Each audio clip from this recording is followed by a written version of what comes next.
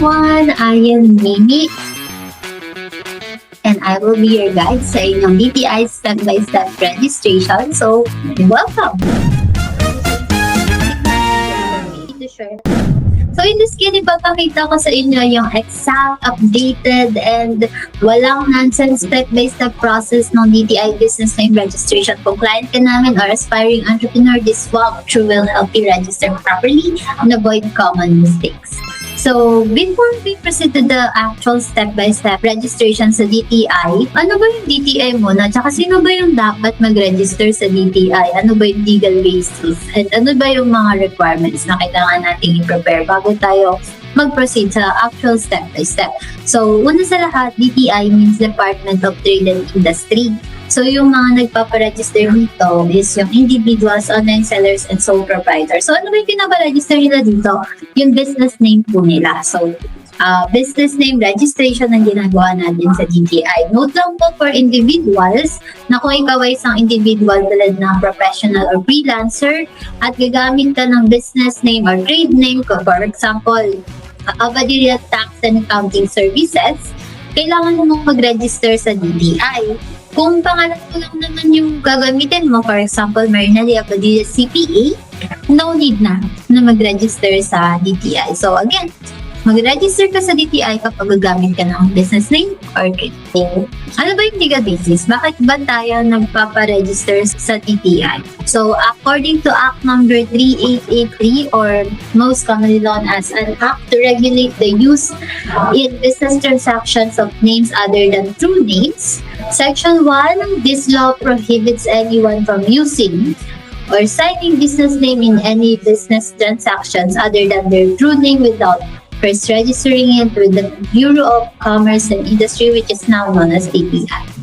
So, ayun yung legal basis natin. So, without further ado, we will go ahead and start our step-by-step DTI process of registration. So, okay. So, una sa lahat, pupunta tayo sa link ng business name registration ng DTI. So, bnrs.dti.gov.ph. So, pag punta natin dito sa link na to, merong advisory box na lalabas. And in order for us to close that, you have to click this little X sa upper right ng screen na yan. And then after that, you will, makikita nyo na yung dashboard ng business name registration website ng DTI. Click lang yung business name services. I-click ang new registration. Pagka-click natin ng new registration, lalabas yung terms and conditions. So, make sure lang po na mabasa maigi and naiintindihan natin. Ayan. So, after that, after mabasa, maintindihan, i-click na po natin yung I agree sa baba. So, mag-scroll lang po kayo sa baba din makikita niyo yung blue button nakalagay na I agree. So, click lang po natin. Pagkatapos po natin i-click yung I agree, lalabas po yung business name registration na tab. And then we'll have to fill out the owner's information. So, para po sa instructions ng pag-fill out ng owner's information, una sa lahat, makikita nyo po dito na yung application is for sole proprietorship registration. Again, para lang po sa individual, freelancer, and sole proprietors yung DTI. So, kung ikaw po ay partnership, kung gusto mo ng mas malaking business type like partnership, OPC, or regular corporation, sa SEC po tayo magpaparegister ng business name natin. So, kung hindi ka naman po sa tatlo doon, applicable po sa inyo yung DTI. So, ayan na, na-confirm na natin na sole prop ka talaga, na individual ka talaga. Then, we'll now proceed to answering the next questions. Sa nationality status naman natin, yung are you a stateless person? And are you a refugee person? So, para lang malinaw, ano ba yung stateless person? A stateless person is someone who is not legally recognized as a citizen by any country. So, ibig sabihin, wala siyang nationality, hindi siya Filipino, hindi siya American, or any nationality. This is very rare lang and usually applies only in special international cases. Refugee naman, pag sinabing refugees, ito yung someone na escape or iniwan nila yung home country nila kasi merong war, may persecution, masyadong mapanganib dun sa country nila, kaya iniwan na nila yun. And they are now seeking protection in another country. Sa madaling salita, yung refugee ko, taong tumakas mula sa sariling bansa dahil sa panganib. Ayan, for most Filipino applicants naman po, the correct answer to both questions, stateless and refugee, is no, unless you fall under special international circumstances. So next naman po natin, is i-fill out po natin yung personal details natin completely. So kung may first name, middle name, last name, please fill it out correctly. Make sure na tamang spelling, and i-check mo po yung no middle name kung wala ka po talagang middle name. Suffix, please select kung ano yung suffix mo dyan. Citizenship, ano yung nationality, date of birth, civil status, gender, email address. Yung email address po, make sure na gamitin natin yung active email address natin dahil lahat ng DTI BNRS notices will be sent to that email address. So, after nun, i-click na natin yung next. So, kasi hindi ma-verify yung email address. Next naman natin ay piliin natin yung business scope. So, makikita natin dito kung magkano yung babayaran natin depende sa scope. Tandaan natin na hindi pa kasama dito yung documentary stamp tax, which is 30 pesos. Ayan, kapag nag-register tayo ng business name sa DTI, kailangan natin pumili ng scope. Ito yung magde-determine kung saan ka legally allowed gumamit ng business name mo. So, una sa lahat, yung national, pinakamahal ito, 2,000 pesos plus 30 pesos documentary stamp tax. So, pwede mong gamitin yung business name mo anywhere in the Philippines. Ideal to kung nationwide yung target market mo. At online business na nagsiserve nationwide, may plano ka na mag-expand to different cities or regions. Example nito, auto detailing services used in Luzon, Visayas, and Mindanao. So, next natin is yung regional, 1,000 pesos plus 30 pesos documentary stamp tax. Pwede mong gamitin yung business mo within one region only. Halimbawa, NCR lang, Region 4A lang, Calabarzon, Region 3, etc. So, kung may possibility of expansion pero within one region lang. So, pag Calabarzon, syempre, hindi ka pwede sa NCR. Pag sa NCR lang yung region mo, kasi regional lang yung niregister mo, hindi recognize yung business mo sa Calabarzon. So, next natin is city or municipality. Dito, 500 pesos plus 30 pesos DST. Pwede mong gamitin yung business name mo within one city lang or municipality. Ito yung pinaka-common na sa small businesses at home-based sellers. Kasi, ito, good for local sari-sari store, home-based food businesses, freelancers na specific city lang ang clients. Example, pwede mong gamitin ang business name mo sa Quezon City lang. Next natin, barangay, 200 pesos plus 30 pesos documentary stamp tax. So, pwede mong gamitin yung business name mo with one barangay only. Pinakamurang option pero pinaka-limited yung na-reach niya. Fixed to sa micro-businesses katulad ng small food stalls, neighborhood tindahan, home-based crafts within the same barangay, gano'n. Ang business name ay valid sa barangay ko. For example, yung business name na Marinelli Sari-Sari Store sa Barangay Commonwealth lang siya valid. Kapag yung scope na pinili ko para sa DTI registration ay barangay lang. So, pagpili natin ng business name, dapat din basahin natin ng mabuti yung definitions, no? Kasi matutulungan tayong pumili ng tamang business name doon. Ano ba yung dominant name? Ito yung main or yung primary name ng negosyo mo. Siya yung pinaka-identifying name. Ito yung nakikita ng customer na ilalagay mo sa resibo, sa signage, or online pages. For example, ng dominant name, Juan's, Cruz Trading, Happy Paws, or Golden Spoon. So, yung tip natin dito sa pagpili ng dominant name, dapat unique, easy to remember, tsaka searchable. Next naman natin is yung business descriptor. Ito naman yung descriptive word o phrase na nagsasabi kung ano yung business activity mo. Record yun kasi hindi pwedeng dominant name lang para maiwasan yung conflict with other businesses. Ano ba yung mga example ng descriptors? Tulad ng trading, services, retail, food and beverage, online shop, consultancy, marketing services, computer repair, laundry services. Yun yung mga example ng business name descriptor. So, para sa full business name example, ayan, for example, ang dominant name is Who Wants. Then yung descriptor na pinili natin is laundry service kasi si Juan ay nag-offer ng laundry service. Ayan. So, yung full DTI business name na i-register natin is Who Wants Laundry Services. Ayan. Balik tayo dito sa ating DTI website. Basahin niyo ang reminders na yan. So, dito, for example, pinili natin yung national sales. Ano tayo? Laundry shop, laundry service. NCR, city natin, syempre, proud balance wala, no? Dominant name, let's say, once. Business name descriptor natin, sinasabi ko kanina, laundry. Laundry. Ayan. Kung mapapansin nyo, merong drop down. Tutulungan na kayong mag-isip kung ano lang yung descriptor na pwedeng gamitin. So, laundry service. Pag okay na yung dominant name natin and then yung business name descriptor natin, i-check na natin yung availability nito. So, make sure na basahin ito para meron kang guide kung ano lang yung acceptable na business name. So, check name availability. At yan, pag na-click na natin yung availability, meron tayong tinatawag na naming order. So, ito yung pagkakasunod-sunod ng dominant name at business name descriptor. So, kung uunahin natin yung dominant name, ito yung pangalan ng business natin. Pero kapag naman business name descriptor yung una, ito yung difference nila. So, for this example, pili natin yung una. Saka natin i-validate.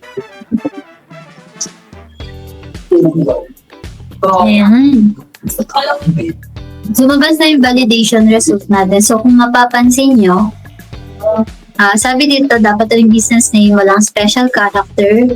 Yung dominant name, hindi dapat nagko-contain ng descriptor.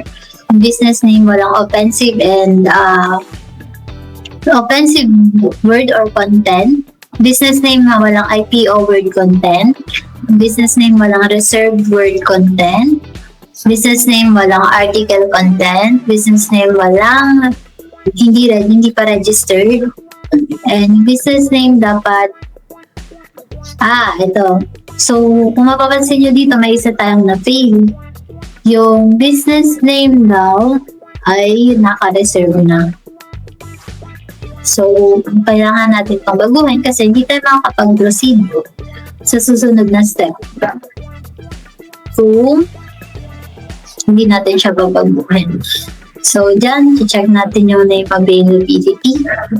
Yan ang natin. Kung gagana siya.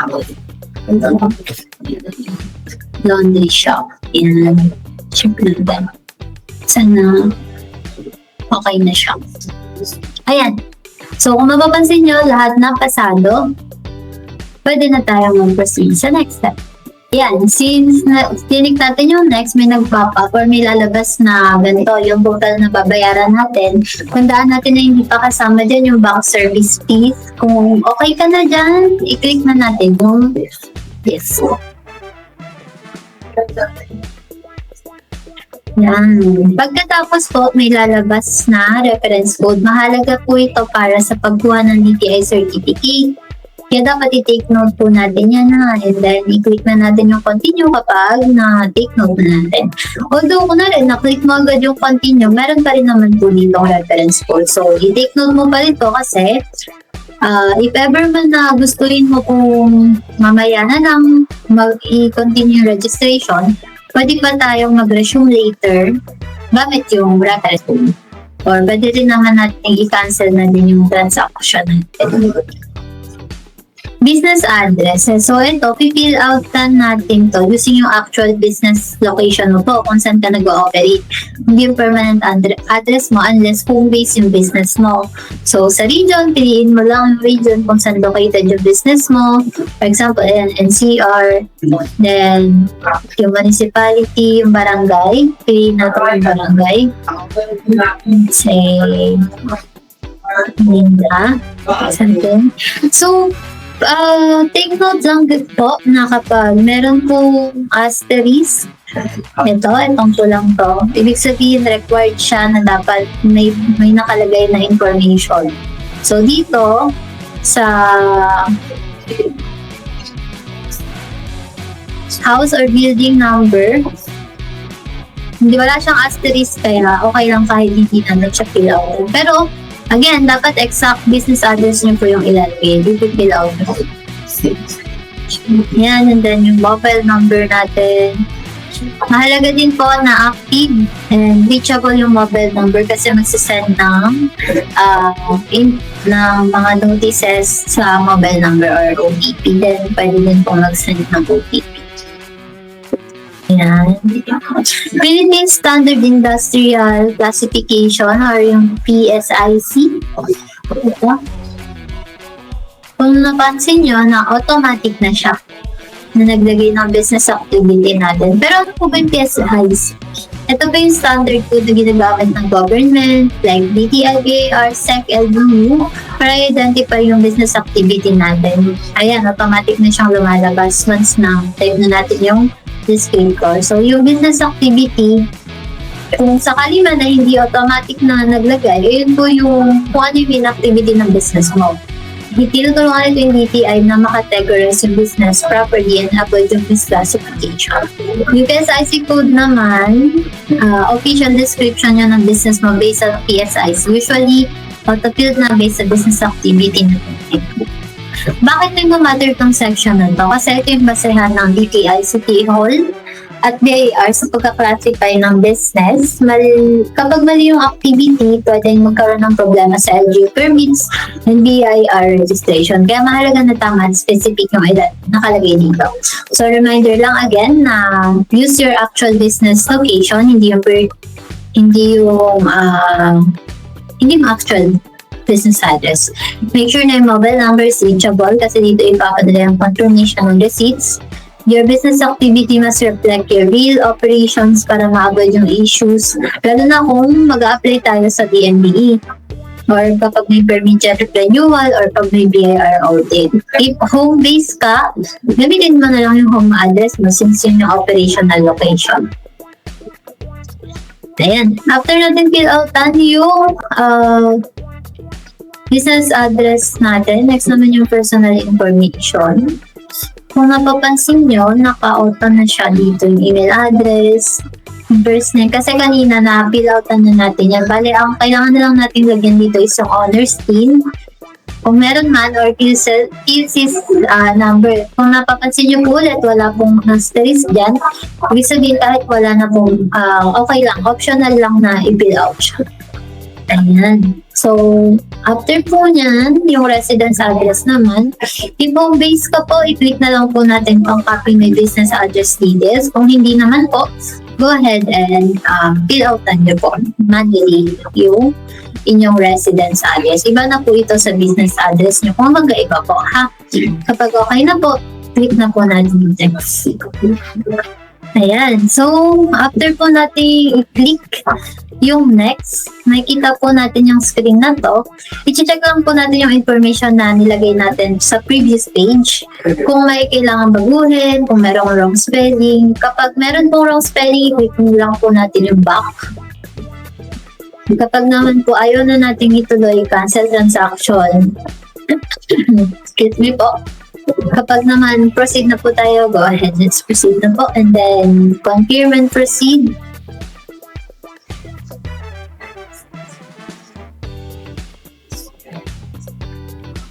Ayan, lalabas po yung undertaking. Make sure po na binasa po natin to at inunawa. So, pero para din po bigyan kayo ng short overview, ito lang po yan in simple terms. Dapat po lahat ng information na nilagay mo ay tama at totoo.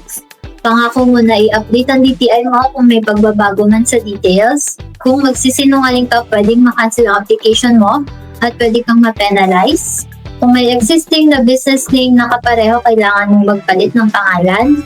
After ng registration, DTI may review your application. Kung may mali, pwede nila i-cancel yung business name. Susundin mo ang business name law and its rules. Kung mapayag ka na public ang business name information mo, normal requirement po yan sa DTI. Pangako mo na ang business name mo ay hindi bawal, meaning hindi malaswa, immoral, or offensive, hindi misleading, hindi kapangalan ng existing trademark or business, hindi generic, hindi government agency name, hindi ginagamit ng ibang tao, hindi nakaliligaw sa tunay na nature ng business mo, or hindi confusing. Kung hindi ka sumunod sa rules, pwedeng i-deny or i-cancel yung business name.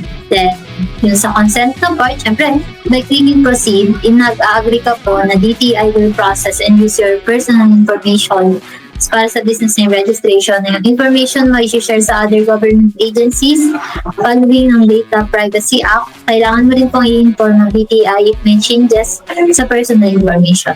Yan. So, kapag okay ka na, naintindihan, naunawang mo na, click na po natin yung proceed. Pwede din po natin yung i-download or mag-cancel transaction. Yan. Pagdating po sa payment, may mga payment methods na available. So, pipili lang po tayo ng preferred payment method natin. Then, i-click po natin yung proceed payment. So, for example po, mas gusto natin mag-Gcash. Proceed to payment po tayo. Bibigyan po tayo ng QR code. So, i-scan lang po natin ito gamit yung Gcash app natin. Yung QR scanner po doon. And then, mag-proceed na po siya for payment. Pagbayad na po tayo, magsisend po yung DTI ulit sa email natin ng verification code kasi mag-ask ng verification code yan. Yan, and then mag-loading po siya and then status dapat ay completed or paid. Mag-scroll down lang po para i-download yung undertaking certificate of official receipt. Yung output po natin dito ay DTI certificate, very important. And congrats, may DTI ka na. Registered ka na sa DTI. Pero after na an important reminder po, meron ka lang 30 calendar days kasama ng weekends at holidays para i-register ang iyong business sa BIR mula sa actual start ng operations. Kapag lumagpas ka po sa 30 days, pwede kang ma-charge ng late registration penalties. Ayon sa Revenue Regulation 72012, ang penalty for late registration ay maaaring umabot ng 20,000 pesos depende sa RDO at sa assessment. Pero however, in some cases, kung kakalapsa lang ng 30 days, kunwari few days or within the same period, napapakiusapan naman po or nagkakapag-negotiate naman po tayo sa BIR na ibaba yung penalty or bawasan. Pero depende po ito sa case. So again, case-to-case basis po ito at discretion po ito ng RDO. Kaya mahalaga na i-process po natin agad yung BIR registration after ng DTI. Kunin po natin yung BIR 2303 Certificate of Registration at para maiwasan ang unnecessary stress at malalaking penalty. So, congrats guys! Ang next naman natin, don't worry, hindi namin kayo iiwan sa DTI registration lang. We also have a step-by-step guide para sa BIR registration. Just click the next video. Kung gusto mong makuha ang free module on how to register your business in DTI, just follow the steps below at isasend na namin ng module through direct message. Here at Upturn Business Solutions, we offer services to support your business. Need assistance or have a questions?